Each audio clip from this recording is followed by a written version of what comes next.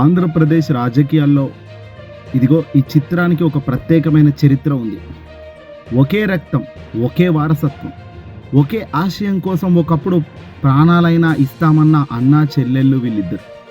అవును, ఆంధ్రప్రదేశ్ మాజీ ముఖ్యమంత్రి వైఎస్ఆర్సీపీ పార్టీ అధినేత వైఎస్ జగన్మోహన్ రెడ్డి గారు, అలాగే వైఎస్ షర్మిల.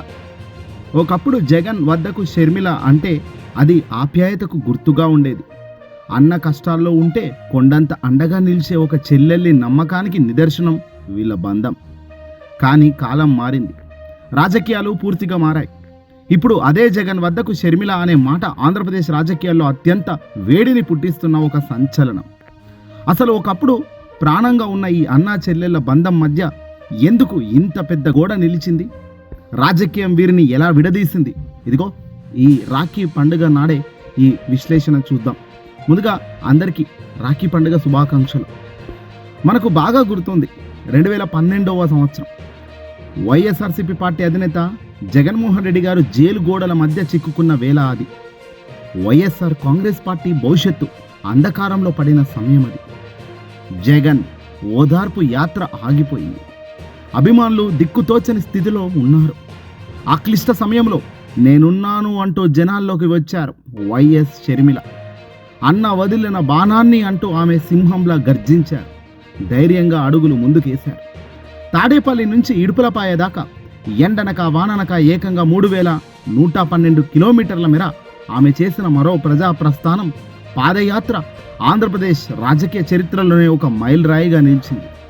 కాళ్లకు బొబ్బులు వచ్చిన, ఆరోగ్యం క్షీణించిన జగన్ కోసం, జగనన్న ముఖ్యమంత్రి పదవి కోసం ఆమె జనంలో తిరిగారు. ఆనాడు జగన్ వద్దకు షర్మిల వెళ్ళడం అంటే జగన్కు ఒక ధైర్యం, వైసీపీ క్యాడర్కు ఒక ఊపిరిగా ఉన్న దృశ్యం అది. 2019 ఎన్నికలు వచ్చేశాయి.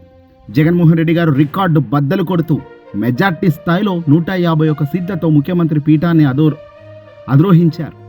ఆ విజయం వెనక షర్మిల కష్టం కూడా దాగి ఉందన్నది ఎవరు కాదనలేని సత్యమే. వైఎస్ఆర్ కుటుంబం అంతా ఒకే తాటిపై నిలిచి ఆ విజయాన్ని ఆస్వాదించింది కూడా. కానీ అసలు కథ అక్కడే మలుపు తిరిగింది. అధికారంలోకి వచ్చిన తర్వాత పార్టీలో కానీ ప్రభుత్వంలో కానీ షర్మిలకు తగిన ప్రాధాన్యత దక్కట్లేదనే టాక్ రాజకీయ వర్గాల్లో బలంగా వినిపించడం, అప్పటి వరకు అన్న కోసం పోరాడిన చెల్లెళ్ళు మెల్లిమెల్లిగా తాడేపల్లి ప్యాలెస్కే దూరం కావడం మొదలైంది. ఒకప్పుడు నిత్యం అన్న పక్కన కనిపించే షర్మిల ఎందుకు జగన్ నివాసానికి కూడా వెళ్ళే పరిస్థితి లేదు? ఎందుకు ఆమె తగ్గించేశారు? అధికార బలం అధికార బంధాలను బలహీనపరిచిందా అనే ప్రశ్నలు ప్రజల్లో కూడా మొదలయ్యాయి. ఆంధ్రప్రదేశ్లో సముచిత స్థానం దక్కకపోవడంతో షర్మిల తన రూటు మార్చేశారని, తెలంగాణ వేదికగా తెలంగాణ రాజకీయాల్లోకి అడుగు పెడుతున్నారు అంటూ వార్తలు వచ్చి అనూహ్యంగా ఆమె వైఎస్ఆర్ తెలంగాణ పార్టీ వైఎస్ఆర్టీపీ స్థాపించి అక్కడ కూడా పాదయాత్రలంటూ చేస్తూ వెళ్ళారు. అయితే ఈ నిర్ణయం వెనుక జగన్ మద్దతు లేదనే విషయం అందరికీ అర్థమైంది. వైఎస్ఆర్సీపీ నేతలు ఇది పూర్తిగా ఆమె వ్యక్తిగత నిర్ణయం అని తేల్చి చెప్పేశారు.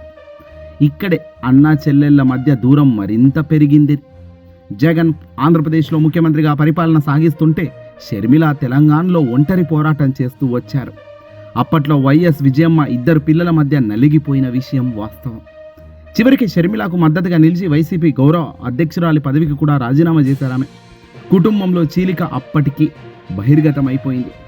కాలం ఎప్పుడు ఒకేలా ఉండదు. తెలంగాణలో అనుకున్నంత సక్సెస్ కాకపోవడంతో షర్మిల తన పార్టీని కాంగ్రెస్లో విలీనం చేశారు. అధిష్టానం ఆమెను నేరుగా ఆంధ్రప్రదేశ్ కాంగ్రెస్ కమిటీ ఏపీసీసీ అధ్యక్షురాలిగా నియమించింది. అక్కడే అసలు పొలిటికల్ డ్రామా పీక్స్కి చేరింది.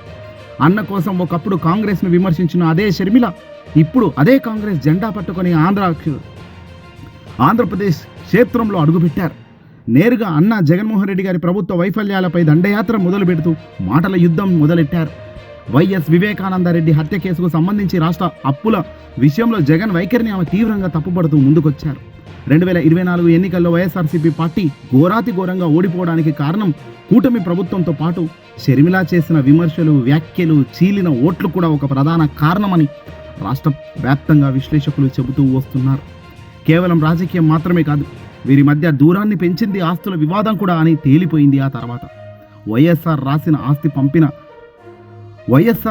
ఆస్తి పంపిణీ ఒప్పందాల ప్రకారం సరస్వతి పవర్ షేర్లు బదిలీ జరగలేదని, పైగా జగన్మోహన్ రెడ్డి గారు స్వయంగా నేషనల్ లా ట్రిబ్యునల్లో పిటిషన్ వేయడం ఆనాడు సంచలనంగా మారింది. జగన్మోహన్ రెడ్డి గారు షర్మిల వద్దకు జగన్ షర్మిల ఒకే వేదిక పైన ఉండి మళ్ళీ కలిస్తే ఎలా ఉంటుంది? ఈ రాఖీ పండుగ నడుమ మళ్ళీ షర్మిల వెళ్ళి జగన్ దగ్గరికి ఒక రాఖీ కడుతూ అన్నా చెల్లెళ్ళ బంధం గురించి మళ్ళీ వాళ్ళిద్దరు ఒక్కటవుతే అంతకు మించిన సంతోషకరమైన వాతావరణం ఆంధ్రప్రదేశ్ వైసీపీలో మరొకటి లేదని చెప్పవచ్చు.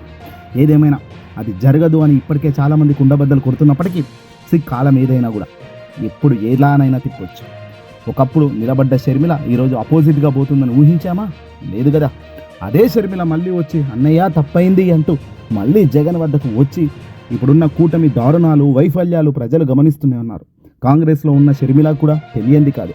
ఇవన్నిటిని బేస్ చేసుకొని కనుక అడుగులు ముందుకేస్తే దీనికి జగన్ దిగు వచ్చినా కూడా జగన్కే మేలే అవుతుంది. కాబట్టి ఖచ్చితంగా జగన్ చెల్లికి ఛాన్స్ ఇచ్చి కనుక గొప్ప పొజిషన్లో ఆమె నిలబెట్టగలిగితే కుప్పకూలుతున్న క్యాడర్ గొప్ప ధైర్యం మెల్లిగా వైసీపీ మళ్ళీ లెగుస్తుంది. మళ్ళీ పార్టీ క్యాడర్ అంతా కూడా ఒక తాటిపైకి వస్తుంది. ఇలాంటి టైంలో ఇలాంటి సమయంలో షర్మిల ఊపు మళ్ళీ వేవ్ మార్చేస్తుందా అంటే ఖచ్చితంగా ఆలోచించాల్సిందే. ఏదేమైనప్పటికీ కూడా అన్నా చెల్లెళ్ళ బంధం విడదీయరాని బంధం. ఎందుకంటే అది విడదీసుకోవాలనుకున్న బంధం పెట్టుకున్నది కాదు. అది పైనున్న దేవుడు రాసిన బంధం, అన్నా చెల్లెల బంధం. వైఎస్ రాజశేఖర రెడ్డి గారు విజయమ్మ ఇద్దరికి పుట్టిన సంతానంలో మొదటిగా జగన్ అయితే ఆ తర్వాత షర్మిల. రాజశేఖర రెడ్డి గారి 2 కళ్ళల్లో ఒక కన్ను జగన్, మరో కన్ను షర్మిల. ఈ 2 కళ్ళు 2 దారుల్లో వెతుక్కుంటున్నప్పటికీ పొలిటికల్గా వేరే విధంగా అంతిమ లక్ష్యం ప్రజలే. ఆ ప్రజలు బాగుండాలా, ప్రజల కోసమే కానీ ఇదే వాళ్ళ కుటుంబం యొక్క ముఖ్య ఉద్దేశం. ఈ వీడియోని అసలు ఎక్కువ షేర్ చేయండి.